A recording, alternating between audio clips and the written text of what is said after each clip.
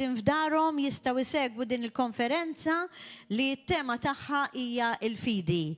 Ħanintroduċi t-tieni kelliema li hija l-oħtna Tanja, Reverend Tanja wkoll, kellna lill-oħtna Reverend Fabien dalgħodu u vera ġejna imbirka ħafna u issa se nitkellmu fuq il-fidi li bija nistgħu noġbu lill-Alla. U x'vera hekk għadt lil mulej poġġilek f'qalbek u għalhekk nirringrazzjaw lill-Alla għal oħtna Tanja wkoll u nitolbu għaliha bħalma tlabna għall-ewwel kelliema li hija anointed and equipped for such a time as this u li dejjem l-Ispirtu tal-Alla jitkellem minn fomma bħalma jitkellem fom l-aħwa. U x'vera f'isem Ġesu Kristu. Għalhekk noqogħdu attenti u dnejna miftuħin ħalli nisimgħu l-kelma tal-Alla dalodu. U grazzi. Grazzi Tanja tal-obbedjenza tiegħek. Thank you lil ġenituri spirituali tiegħi li għafdawni biex naqsam din it-testimonjanza li hija wkoll wara waslitni biex nibni l-fidi tiegħi. Nirringrazzjawkom. Mela, nixtieq ngħaddi 3 punti ta' introduzzjoni qabel ma nibda. Nafu li din hija faith explosion u dat talim ser ikun dwar il-fidi li toġob mhux lill-bniedem imma lill-Alla. Nafu li kulħadd ukoll tiġi tissemma repetutament kemm il-darba l-fidi tiġi mis-smieħ u mill-qari tal-kelma. L-ewwel punt mela ser infittxu fil-kelma tal-Alla u naqraw biex nibdew naraw fuq xiex ser nibnu din il-fidi. It-tieni punt, il-fidi tagħna ser nibnuha fuq il-verità li tinsab biss fil-kelma tal-Alla. U t-tielet punt, hemm miktub li Ġesu Kristu huwa l-iben tal-Alla. U dan għalina huwa l-ewwel pass li għandna bżonn, li għandu bżonn kull bniedem importanti li wieħed jemmen li Ġesu Kristu huwa l-iben tal-Alla. Minħabba li din hija ċavetta li għandna bżonn biex wieħed isalva. Ħanaddi għat-testimonjanza ta' x'wassal lili biex jien Kristu ħabbat li fuq il-qalb tiegħi u jien niftaħlu l-bieb ta' qalbi. Mela, jiena tlift persuna mill-familja tiegħi kellu 44 sena l-ħija. Nemozzjona naqaruħi meta insemmih, imma aħna nafu li permezz tal-kelma tal-Alla meta aħna nibdew naqraw u nintaqgħu miegħu, aħna insiru nafu li dak kollu li l-għadu jġib għalina, jġib kontra tagħna, il-mulej se joħroġ minna warda mhux biss fi ġnien imma fil-bosk kollu. Din il-persuna li hija parti minni u minn demmi ħallit effett fuqi vera kien żmien traumatizzat, żmien li għalija kien xokk kbir u li ma bdejtx qisni tiġi bħal nam tibża suq il-karozza, tibża tmur barra it-triq, tingħalaq fik innifsek, tibda tgħid issa la m'hawnx ħireġ u jien ma noħroġ mid-dar, fimt, u tibda tħossok, fimt, qiegħda tikrolla naqra. Ma rridx ngħid li kienet depression, imma li kieku jien ma ntqajtx malla iwa nimmaġina li kont naqa' f'depressjoni. Imma bħalma għedna Alla jibgħat u mbagħad il-messaġġiera tiegħu. U bagħat persuna fil-ħajja tiegħi u qalt li għax jiena dejjem wara la bdejt nemmen li bdejt li żjed li nfittex u x'vera hemm ħajja oħra wara din.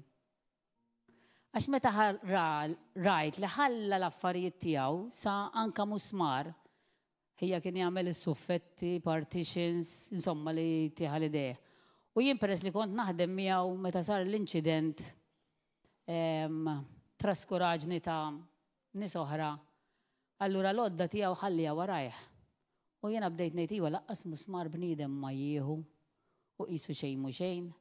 U di bdiet tieni ġewwa li l-bniedem jispiċċa u m'hemmx ħajja oħra wara. Ma stajtx inniżilha, ma stajtx naċċetta. Bħalma nafu li aħna nibdew naqraw il-kelma talla, imma nibdew from the wrong side. Nibdew naqraw kemm il-1000 sena għax wieħed u żied ma taċċettaħiex. Fimt, meta inti tibda tisma' 1000 sena u li ieħor 44 miet. Tifhem? Anyway, u għalhekk bdejt bħalma għedlek, bħalma għedtilkom ġiet persuna fuqi u għalt li Tanja għalt li għandi dak li qed fittex inti. Għedtila eżempju jien, għalt li jaqra dan is-salm. Fimt? U jien aqraj dan is-salm u xeqraj dan is-salm niftakar dak iż-żmien biex bħal speċi nejda ġdana kien ilu mit-2012 u fit-2013 il-mulejba din il-persuna. Kont qed nagħmel kors beginner fuq lingwa tal-Ġermaniż. X'ħin bdejt naqra wkoll dan is-salm qisu l-affarijiet fimt tant kien hemm xi ħaġa li ma qas tista' tispjega. Fimt? U kieku niftakar nixtieq niftakar imma ma nafx. Dan is-salm tant dawwar li il-femit tiegħi, fimt li jiena iva vera hemm xi ħaġa oħra. U niftakar laqas komplejt. Kien Jannar u sa Mejju kelli suppost nagħmel l-eżami ta' dan il-kors li qed nagħmel. U tant kelli jerġ x'in bdejt naqra dan is-salm li qed no way. Jiena ħaniġi u nattendi, fimt u ħanisma' iżjed. U hekk kien. L-eżami ma' għamilt f'Mejju ġejt niftakar u fawissu mbagħad tammit. U iżjed ma bdejt naqra l-kelma. Iżjed beda. Il-ħajja tiegħi qisni dħalt f'dinja oħra. Ħajja bdiet tinbidel. Fimt? Li beda jgħidli beda fil-kelma kien hemm li ħajkollna aħwa iżjed. Qed sewwa mela ħad li wieħed laqdu għax imbagħad tibda qed ħajtina ħafna iżjed. Ġenituri ukoll. Fimt, il-familja tiegħi ħadd ikber. U kienet imnalla li jiena bdejt naqra u bdejt nara dawn l-affarijiet. Għax inti meta fil-mulej tibda taqra, tibda isek trid tagħti lil ħadd ieħor minn dak li qed taqra u tridu bil-fors la hemm int irid jemmen ħadd ieħor bħalek. U di tal-familja baqgħet sissa miegħi li ħajkolli familja akbar. U ħajkolli ħafna iżjed aħwa. Kont imur id-dar għand Tommi, aħna ninsabu 7. Bil-fors ridtom jemnu li qed nemmen jien. Orra dawk qasse jaraw, jekk ma jaqrawx. Fim? Imma jiena immaġinajt li kien faċli għalija, jkun faċli għal kulħadd. Lill-ommi tant ġenninta li bdiet temminni, fimtu taf li forsi l-għażliet tiegħi kienu dejjem tajbin, allura qabdet u ħadet pass u tagħmdet ukoll imma l-oħrajn. U bdew jaqtawni. U bdew ma jridux ikellmuni u jtuni l-ġemb. Qed mela ma ġara xejn. Qed il-kelma talla tgħidli li ħajtina ħafna iżjed aħwa daw telquni kollha mhux biżejjed lift wieħed, ħanitlef il-kulħadd ukoll issa. Imma bdejt nemmen li Alla vera hekk se jkun u hekk ġara. Imma mbagħad meta tażal iż-żmien u tibda jgħidlek lean on me għafda fija. Jiena ħallejt kollox, fimt, qed tissa dak li kelli ngħid għedtu, qed mhux se ndejjaq il-ħadd iżjed. U daqshekk. U xorta waħda però kont immur, fimt, darba fil-ġimgħa Tommi u konna nitkellmu, insomma, però ma kontx irrid bil-fors li ngħid jiena. Fimt, għax dak huwa l-verità, qed jgħidli m'hawnx iżjed, Alla huwa t-triq, u Alla huwa l-verità, u Alla huwa. U jiena qed ħanaqgħod kwieta. Però dejjem meta kienu jgħidu xi ħaġa kont nirrispondihom skont il-kelma li qed naqra. Għax tant kont nemmina. Fimt ma kien hemm xi ħaġa oħra lija, sallum il-ġurnata. Grazzi Ġesu. U bil-kwiet tiegħi, fimt ġifieri billi jiena ma qatx noqgħod nimponi fuqhom li jridu jemmnu hekk, ara daw minna ħaġa l-oħra, fimt, mhux kulħadd l-istess. Issa wara se nidħlu konna naqaf xi punti żgħar li se jwasluna kif fimt il-bniedem bil-proċess, bil-mod jasal għal-fidi. U għans li jiena bdejt bħal speċi ma nimponix fuqhom li bil-fors iridu anka jitkellmu bl-ammen, iridu jitkellmu huwa Ġesu u mhux bambin, fimt? Marija ma tissemmix, Marija tissemmux Madonna, insomma, ngħid jiġifieri Marija imma mhux Madonna, insomma. U bdejt inħallihom u bdew bħal speċi jaraw l-attitudni tiegħi issa. Fimt kif jien bdejt inġib ruħi li jiena ħanħallihom, fimt imma jien nitkellem kif jitkellem Alla. U bekk bdew qishom bħal speċi iżjed jersqu lejja, jistidnuni, ikomplu miegħi. Fimt għax jiena ħallejt imbagħad dak li żrajt u daqshekk. Għax anke l-kelma hekk kienet qed tallimni. U l-affarijiet ħadu xejra oħra. Ġifieri erġajt mhux irbaħt il-familja li Alla wedni, erġajt irġbaħt il-familja lura. So, hemmhekk il-mulej qed jurina li jekk aħna nafdaw fih u nemmnu, għax l-ewwel irridu nemmnu, u mbagħad hemmhekk nibdew naġixxu, nibdew ngħixu dak li aħna qegħdin naqraw, nemmnu u hemmhekk tikber il-fidi tagħna. Ukoll anka permezz tal-qari tal-kelma jiena bdejt natgħallem naħfer għax jiena naf li kienet il-kaġun għax jiena kont hemm il-kaġun tal-aċċident ħija li ġinieqes kienet minħabba traskuraġni ta' persuni oħra. Qed tifhimni? U kelli rabja. Fimt? Wieħed minnhom kont nintaqa' miegħu ta' spiss u kien ikolli aptit, fimt? Ngħidlu xi ħaġa, imma l-mulej dejjem jallimni biex naħfer. Kien dejjem naqra u dejjem jgħidli li tittaħfer inkella ma nistax nimxi l-qudiem. U kien gwadan tiegħi li jekk jiena ħanaħfer għax ma stajx inkella inkompli nikber u nkompli inġib lura s-saħħa li jiena li l-għadu kissirni biha. U tallimt naħfer u nimxi l-qudiem. So, emmint il-kelma, bil-fidi li dak li se nemmen, dak li se naqra jiena se jiġi fil-realtà li ekku li jekk inti temminni li jiena se mmuru nitolbu skużew naħfillu, se nimxi l-qoddim u hekk ġara. Mela, ukoll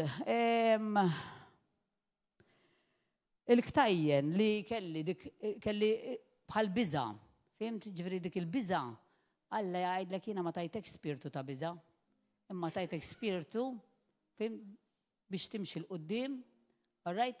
U hekk kien, ġifieri dik hija l-fidi li aħna rridu nemmnu l-kelma talla u se naraw ir-riżultati.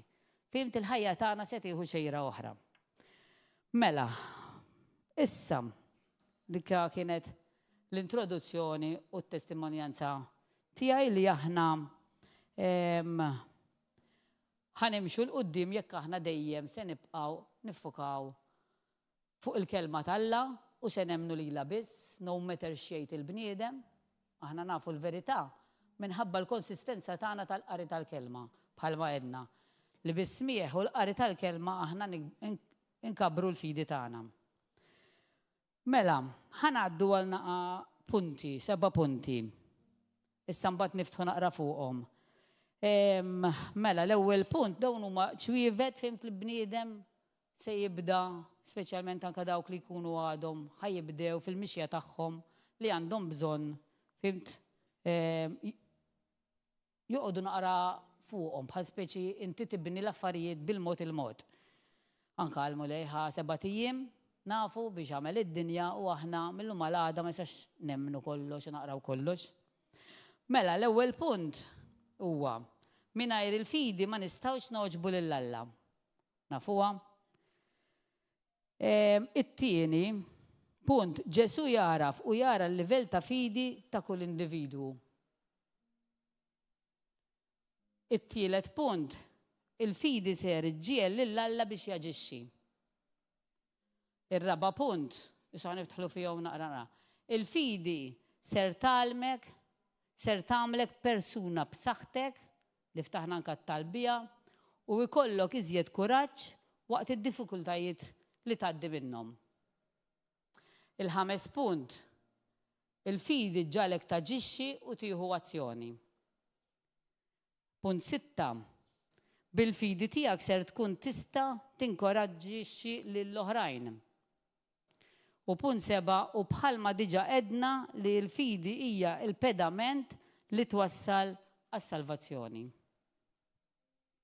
Issa, ser niftħu fuqhom waħda waħda. Mela, l-ewwel waħda kienet mingħajr il-fidi ma nistgħux noġbu lill-Alla. Ħammorru Lut 11. 6. Flimkien? Lut 11, 6. Lut 11, vers 6. Mingħajr il-fidi ma jistax ikun li wieħed joġob il-Alla. Għax kull min jersaq lejn Alla jeħtieġlu jemmen li Alla jeżisti u li hu jagħti l-ħlas xieraq lil dawk li jfittxuh. Mela kif nistgħu noġbu lill-Alla li ma narawx?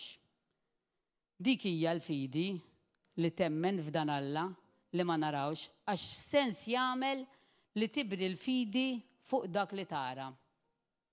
Għalhekk hemm bżonn li naqraw il-kelma għax Alla għalkemm ma jidirx ħalla bil-miktub permezz tal-apostli u l-profeti, eccetera, li kienu ispirati mill-Ispiritu Santu, il-kelma tiegħu billi kiteb iswed fuq l-abjad il-ħobża ta' kuljum. Għalina biex nibnu il-fidi tagħna. U għal dawk li jemmnu li Ġesu huwa l-iben tal-Alla. It-tieni punt. Mela. Ġesu jaraf u jara l-livell ta' fidi ta' kull individwu. Għalkemm nafu bħalma qalet Fabien li anka jekk ikollok daqs żerrija ta' mustarda. Tgħidlek il-kelma tal-Alla li tibni l-fidi tiegħek ikollok naqra tikka. Imma Alla hawnhekk ħajdilna mhux għax jara x'livell m'hemmx bidu jew tmiem ta' twemmin, il-miraklu huwa l-istess jekk inti temmen li hu se jagħmel il-miraklu ta' waħda li ilha 30 sena u ta' waħda li għadha tibda ma hemmx livelli. Mela aħna li bdejna nemmnu ma kienx millu mal-għada li hemm minna kollox. Il-fidi bdiet tikber billi qrajna l-kelma. Kuljum u hemm minna dak li konna ftit qed naqraw. Mela x'qed ngħidu b'daqshekk Ġesu f'dan il-punt qed jirreferi li ġadni kemm għadt li jekk jien kont għadni tarbija fit-twemmin tiegħi, xorta waħda jekk kelli bżonn miraklu ser nirċievi daqs li kieku ilni mimlija bil-kelma. Għalhekk Ġesu jaraf x'livell mhux għax tibda temmen jew ilek temmen ser tiġivi xi ħaġa inqas. Għaliex ħanajt ukoll hawnhekk testimonjanza oħra. Jiena bħalma jafu ħafna inħobb l-annimali u mhux inhuma l-annimali. Ma jiena għandi 3 klieb. L-ewwel ma kelli l-ewwel wieħed kelli wieħed u niftakar kellu infezzjoni fil-parti tiegħu. U meta mort għand il-vet għalli dan ħajkonna nsewwuh. Fimt ma tistax tagħmlu. Issa jien tinsis diġà bdejt naqra l-kelma. Le, mhux li jgħid dan, imma li qed nemmen jienx qed naqra.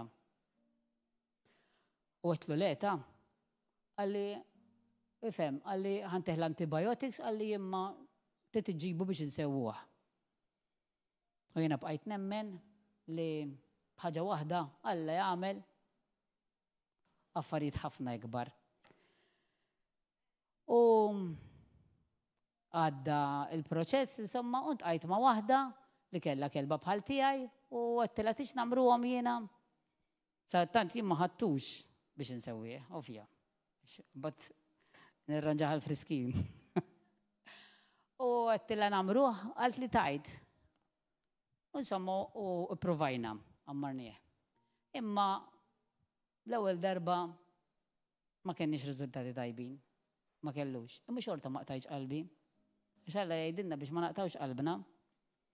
U t-tini darba niftakarkom bil-kirkara u rġajt intqajt maħħa t-telax taħseb jien qalt li le ta' issa qalt li m'għandix aptit insomma ħafna hekk ħmieġ u ħafna ħadd ħalli f'dejja qed nagħmel kollox jien. Right? U hekk kien jiena nġib it-tabib, fimt, ġifieri tkun insemination u malli għamilnieh fimt u ġi telaq it-tabib għax dak tagħmel jumejn jiġi jagħmilha u jitlaq. Insomma, bdejt nemmen li dan se jsir missier. U bdejt ngħidlu papa. X'intelaq it-tabib qedlu int papa, ħassir papa. U insomma, il-kelba wkoll wara ftit jiem hekk ġifri bħal ġimgħatej qalt li vera mhix qalt li hemm differenza qalt li l-kelba qed tirremetti u ħafna minn da qalt li mhix tħossha sew. U niftakar it-tabib għalenna wara xi 3 weeks trid toħodha għand biex nagħmlu l-ultrasound. U hekk kien. U morna żurriq niftakar minn ħadd-tard u ħadniha u għamilha ultrasound. U x'inqala wieħed u għaw tnejn. Għaddija x'qed jgħid ħriġ barra ngħid, ħalelulja, grazzi mulej, u dak jgħidlek daw x'jaħbtu. Jew daw x'jaħbtu. U mort inċempel ir-raġel qedlu Lloyd, sardedi, insomma, dat tabib bellaħnieh. Bis-serjetà bellaħnieh. U ma din il-mara kelli esperjenza anka oħra. Niftakar, għax din il-mara tinsiex dak li Alla jagħmel. Fimt, mhux lilek biss se jmiss anka lil ħadd ieħor. Qalt li sewwat. Għedtilha jien ma ngħid xejn, għedtilha jiena emment li jekk ħajsir u jien rittu fimt il-kelma tal-Alla tajtek jien rid nara, ħanara l-frott. U hekk kienu kellu 3. U dan il-kelb wara 3 kellu 6. U mhux tal-li ma kellux grazzi u lej tal-li kien dadi ta' 9. Ġifieri jara kemm aħna rridu nippersistu u naġixxu fuq il-kelma li qegħdin naqraw. U niftakar ukoll testimonjanza oħra għal din il-mara imma nafu li iż-żerrija hemm qiegħda u llum jew għada se tagħmel xogħolha. Għax il-kelma tgħidilnek kalmitna u hekk irridu nitkellmu. Niftakar ma kienet il-fiera ta' traveling u morna fl-aħħar ħin kienu 7:15. Ħajtellaw lotterija u nintaqgħu ma' di għax di kienet ta' f'aġenzija, kienet fl-stand u qalt li jejja hu biljet qalt li forsi tirbaħ. Għattela forsi nirbaħ. Għattela jien se nirbaħ. Għattela x'forsi dil-forsi. Fim ara kif jinbidillek anka l-lingwa. U dik dejjem, fimt, diġa kell l-esperjenza miegħi. U ma qtajx qalbi mill-ewwel darba t-tieni darba. U kienu 7:15 imlejna żewġ tickets tiegħi uħor fuq isem ir-raġel. U fis-7 jgħajjad isem ir-raġel. No il-Gawċi. Rebaħ żewġ biljetti għal 2 għal 7 ijiem full board. Grazzi Ġesu. U dak baqek għalt li sewwat għattila mhux jien ngħidhom dawn l-affarijiet. Għattila jiena nemmen u rrid nara r-riżultat, rrid nara l-frott. Ma kienx esperjenza waħda li għattek, ta' ġifieri, għax darba morna wkoll xara bank u niftakar malli tħalt kienu jagħmlu it-tickets tal-lotterija. U aħna u deħlin konna morna mal-pastor, konna morna l-knisja kollha. U għalt li ħud li biljet kien hemm waħda kelli konfidenza magħha. Għalt li forsi tirbaħ, għattila di tal-forsi tirbaħi, għattila se nirbaħ, jekk ħanieħu se nirbaħ. U aħna u tilejn it-tarax mal-udjenza. Tajja Tanja Gawċi, first prize. Grazzi, għaggaj, mux li, mux għax ma nistennix għax jina laqet, fimtek ħajġri. Imma il-kobor talla, fimt kemmu kbir.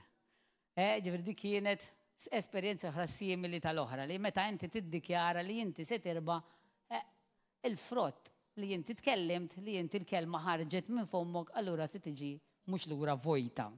imma mimlija. Grazzi mulej. Grazzi Ġesu. Mela, hawnhekk qegħdin ngħidu ġifieri kont fil-bidu tal-fidi tiegħi, il-mirakli bdew isiru, ġifieri x-xewqat ta' qalbi jew jekk niddikjara x'jiena qed nemmen, fihim dawn l-affarijiet m'hemmx etajiet, m'hemmx żminijiet, Alla ma jarax dawn l-affarijiet. Issa ħaneddu għat-tielet punt li huwa mela 3. It-tielet punt edna li hu 1, 2, 3, 4, 5, 6. Ok, libta. Il-fidi ser ġiel lill-Alla biex jaġixxi. Mela dan ser ikompli wkoll mat-tieni punt ovvja. Ħammorru Psalm 37:5.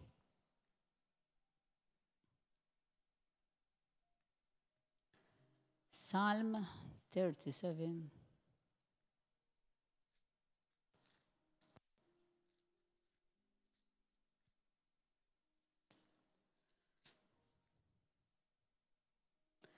Erħi fil-mulej triq tiegħek, afda fih u jagħmelu. Romans 15:13.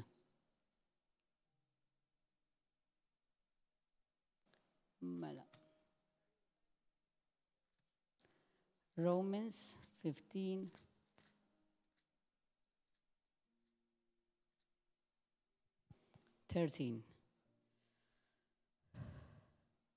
U Alla tat-tama jimlikom il-kol bil-ferħ u slim permezz tal-fidi tagħkom sabiex it-tama tagħkom toktor bil-qawwa tal-Ispirtu Santu. Mela bil-fidi tal-qari u smieħ tal-kelma ser iġġelna nersqu iżjed lejn Alla permezz ukoll tal-Ispirtu Santu. U nafdaw fih u meta Alla ser jara li l-wilin onħim nafdaw fih u ser jaġixxi. Jara li ttamajna fih u f'dak li hemm miktub u jwettaq ix-xewqat ta' qalbna. Aħna nafu li l-kelma titkellem għalija nnifisha. Issa se ngħaddu għal punt 4, il-fidi ser tagħmlek persuna b'saħħtek u jkollok iżjed kuraġġ waqt diffikultajiet li tgħaddi minnhom. Mela ħammorru għandna naqra 4. Iżajja 40 verse 10. Mela, Iżajja 40.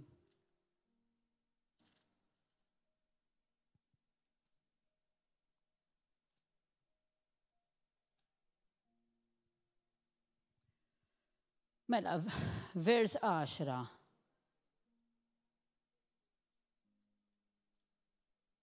Ok. Għaw u sidi l-mulej li ġej bil-qawwa u jaħkem bil-qawwa ta' driju, għawnu biħlasu miegħu u r-rebħa tiegħu qudiemu. 2 Korintin 12:9.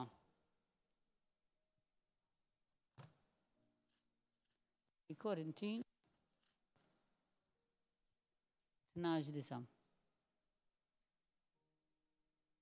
Iżda u weġibni biżżejjed għalik il-grazzja tiegħi għax il-qawwa tiegħi tidher fl-aqwa tagħha fejn hemm id-dajjef. Għalhekk niftaħar minn qalbi biktar bid-debolizza tiegħi biex il-qawwa ta' Kristu tagħmmar fija.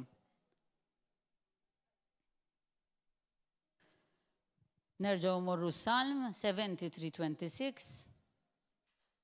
Psalm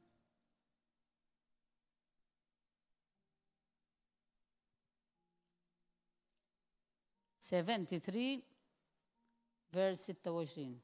73.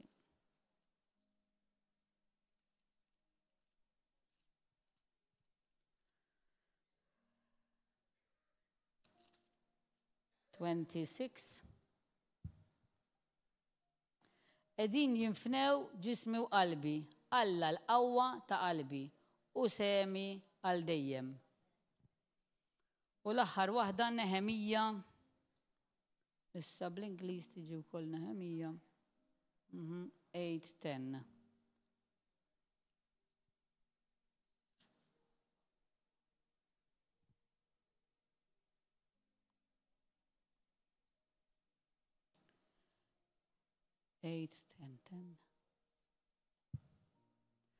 U żiedu jgħidulhom, morru u kulu l-laħam imsemmen u jxorbu nbit ħelu u lil dak li ma ħejjewlu xejn ibatlu is-sem minn dak li għandkom. Dan hu jum qaddis għall-mulej la ssewdux qalbkom għax il-ferħ tal-mulej il-qawwa tagħkom. Mela, hawnhekk qed jgħidilna fimt kemm aħna verament għandna bżonn li ikonna kuraġġ u nemmnu f'dak kollu li qed jgħidilna speċjalment mhux meta jkollna l-bżonn biss, għalhekk iridu nimbnew ftit ftit biex meta jiġi l-għadu aħna jkollna l-qawwa u s-saħħa kif qed jgħid hawnhekk nirribattu miegħu. U niġġieldu lura. Niftakru wkoll mela fil-passjoni ħarxa ta' Kristu Ġesu meta volontarjament kellu jbati u jgħaddi minn agonija biex isalva l-umanità permezz tas-salib. L-istorja li naqraw ta' Ġesu tallimna biex ikollok saħħa mhux biss fiżikali imma tinvolvi kuraġġ, paċenzja u fidi. Jekk naqraw il-kelma Alla ser dejjem tfakkarna li l-qawwa u s-saħħa tagħna hija meta niddependu fuq Alla, nemmnu dak li hu ser iwettaq dak li naqraw u nemmnu wkoll fl-imħabba li għandu għalina. Ħanaddu għal punt 5, il-fidi ġġielek taġixxi u tieħu azzjoni. Mela ħammorru Mattew 21, Matthew 21, mela 21 minn 21 sa 22. Wiġibhom Ġesu, tassew ngħidilkom, jekk ikolkom il-fidi u ma toqgħodux titħasbu, mhux biss dak li ġara lil din is-siġra tagħmlu, iżda wkoll jekk tgħidu lil din il-muntanja inqala u nxteħet il-baħar hekk isir. U kull ma titolbu ta' ilawh jekk ikolkom il-fidi. Mela għandna vers ieħor fejn ħammorru 2 Korintin 5:7. 2 Korintin 5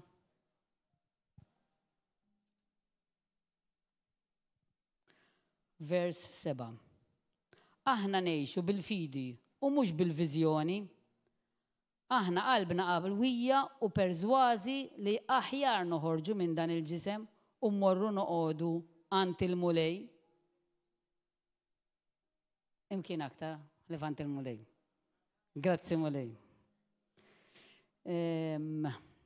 Mela naraw, mela qed naraw li nemmnu bil-fidi u naġixxu permezz tal-azzjoni li ser ikollna nieħdu awtorità kif tallimna wkoll il-kelma. Il-qari tal-kelma ma nistgħux naqraw meta bħalma għedna niġu bżonn biss, imma għandha tkun il-ħobża ta' kuljum. Ġesu bekk ukoll jittestjanna l-fidi u jara fil-livelli ta' fidi tagħna billi turi u tkun committed lejn dak biss li waslek biex tibni il-fidi tiegħek. Jekk int ma temminx, il-level tiegħek ħajkun ħafna. Ġifri rridu nemmnu u rridu nkunu konsistenti. Tikkommetti ruħek bħalma qal hawnhekk noqogħdu għand il-mulej. Ħanaddu għas-6 punt. Mela bil-fidi tiegħek ser tkun tista' tinkoraġġixxi lil ħadd ieħor.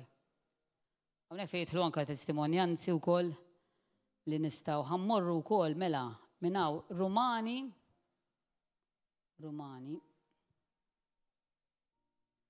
Romans 1 mill-11 sa 12. Għax importanti li irridu naqblu mal-kelma. Għax il-kelma biss tista' tkun ir-risposta tal-fidi tagħna. Mela, medna 11, kapitlu 1, vers 11. Nixtieq ħafna narakom u naqsam magħkom id-don spiritwali biex inwettaqkom. Jiġifieri nqawwu lil xulxin permezz tal-fidi li għandna jien lilkom u inti lili u intom lili. Immorru Hebrews nerġgħu 10. Hebrews 10. Hebrews 10. 24 sa 25.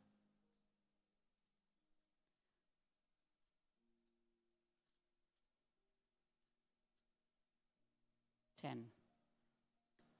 Mela, 24. Naraw kif nistgħu nħajru lil xulxin għall-imħabba u għall-emil tajjeb. Ta' qabli semmit anke l-imħabba, ġifieri aħna ħanaqsmu il-fidi tagħna biex aħna nkunu nistgħu nkunu u nikkoraġixxu lil ħadd ieħor b'imħabba, mhux biftaħir, jew kemm jien naf, jew kemm jien fortunata, imma bl-imħabba. Naraw kif nistgħu nħajru lil xulxin għall-imħabba u għall-emejjel tajjeb. Għall-emil tajjeb. Ma ninqatawx mill-laqat tagħna flimkien kif ħadu drawwa jagħmlu xi wħud, għamlu l-qalb il xulxin u dan wis aktar għandkom tagħmluh aktar ma taraw li qed joqrob il-jum. U għal-bżonn li l-meetings u l-fellowships u l-laqat ta' bejnietna ma jifqux, hawnhekk ukoll qed jgħidilna anke l-kelma, għax eżempju nagħtu lil xulxin jekk aħna ninqataw mill-laqat ta' bejnietna. U kif ser nimbnew bil-fidi li tant toġob lill-Alla meta jaraw kollu li l-membri tal-ġisem tiegħu jiġu ħaġa waħda flimkien. Ħanaddu għas-7 u l-aħħar punt. Mela, edna 7 u bħalma diġà edna li l-fidi hija l-pedament li twassalna għas-salvazzjoni. Mela dan il-vers ħajkonkludi kollox, ħajkonna forsi naqa' break itwal, imma l-messaġġ tiegħi huwa dan u nirringrazzjaw il-mulej. Nitolbu naqra flimkien fl-aħħar ukoll. Mela, ħammorru Korintin 1:3. Korintin, l-ewwel Korintin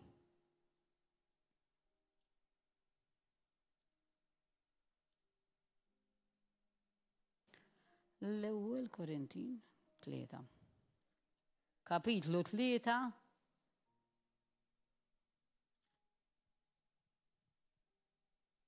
min vers 10 sa 15. Min vers 10. Skont il-grazzja li tani Alla bħala bennej jaqli jiena qed il-pedament ħadd ieħor jibni fuqu imma jqis kull wieħed kif jibni fuqu.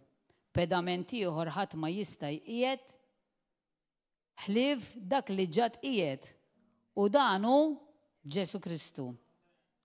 Jibni x'jibni dak li jkun fuq dan il-pedament, deb, fidda, ħaġar, prezzjuż, injam, xuxlief, tiben, mela dak huwa vers 12. Ġifri tibni x'tibni. U aħna hawnhekk qegħdin ukoll nibnu l-fidi tagħna għax hemm bżonn li l-fidi tagħna tkun mibnija fuq il-pedament. Nibdew, ġifri mill-bidu nintlew bil-kelma, ħalli l-fidi tagħna tkun dejjem iżjed tikber u soda.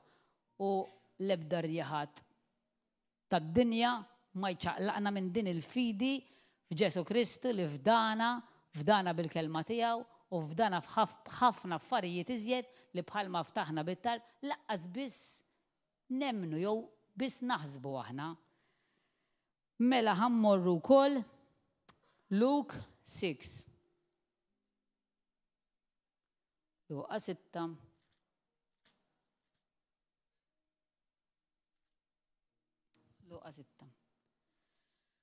47 sa 49. Għani huna ilma.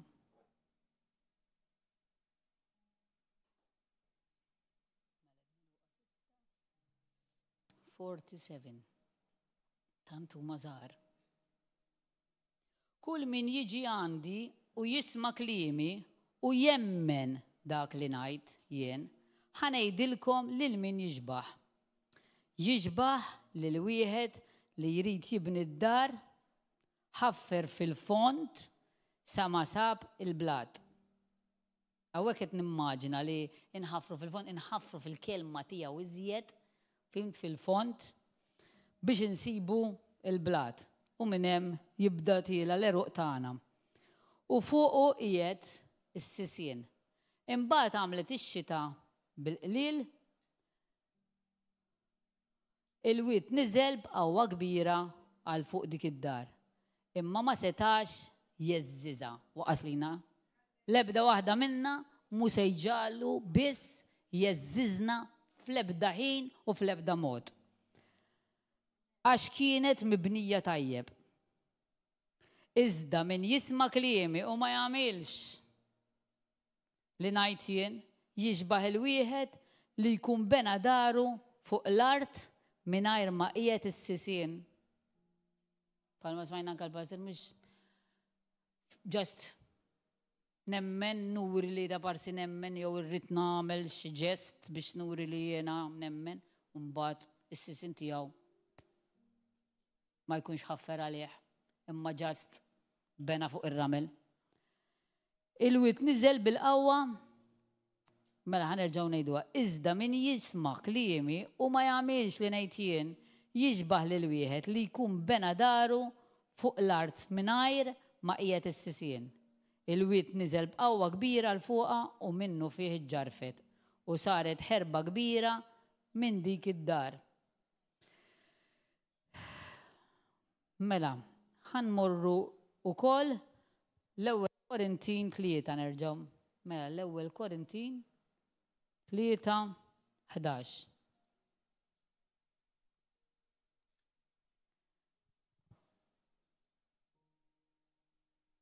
Pedament ieħor ħadd ma jista' jqiegħed ħlief dak li ġa qiegħed u dan hu il-mulej Ġesu Kristu. Il-kelma talla hija r-risposta tal-fidi tagħna. Mela, importanti li dak li aħna meta niġu il-fellowship hawnhekk mhux nisimgħu għax hawnhekk niġu biex nitalmu biex anke l-kelma min ikun qed jallima jiftaħ iżjed u jagħti eżempju imma noħduha magħna u naġixxu fuqha. Għax x'jiswa li tisma' u taqra imma mbagħad m'għandniex frott. U hekk aħna ħanaraw kif Alla verament irid li l-poplu tiegħu ikun vittorjuż. Għax permezz tal-fidi aħna ħanirbħu s-salvazzjoni. Mela, ħanalqu b'talba nirringrazzjawk Mister Qaddis ta' dan il-kliem hekk mulej ispirat mill-Ispiritu Qaddis tiegħek. Il-kelma tiegħek mulej Qaddis hija li tibni il-poplu tiegħek. Il-kelma tiegħek li turina il-ways tagħna. Imma l-kelma tiegħek ukoll tgħidilna Mister Qaddis biex ma nħarsux lura.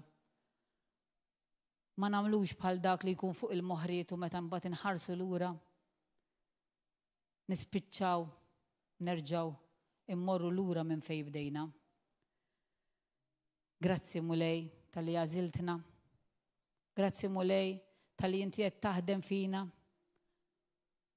Iftaħ il-qlub mulej għal din il-konferenza li aħna qegħdin diġà naraw ħafna affarijiet li aħna laqqas biss nittamaw biss laqqas biss naħsbuhom.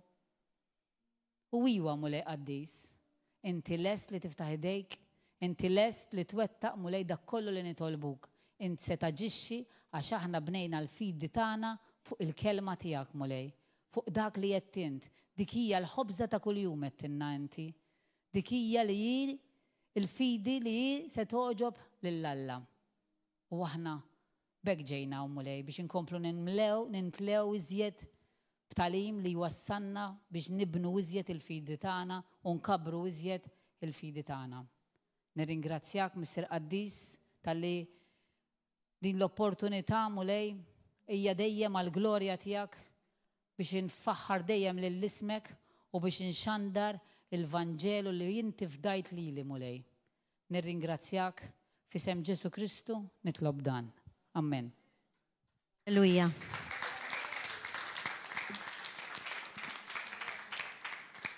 Grazzi Ġesu. Smajna din il-kelma qawwija ta' testimonjanza għaliex ħafna drabi nies li ma tantx jemnu jridu jisimgħu it-testimonjanzi biex jemnu u ma tajtniex waħda, ma tajtna 3 żgur, kienu verament vera sodi, grazzi Ġesu għalik. L-aħwa sar il-ħin biex inkunu nistgħu noħorġu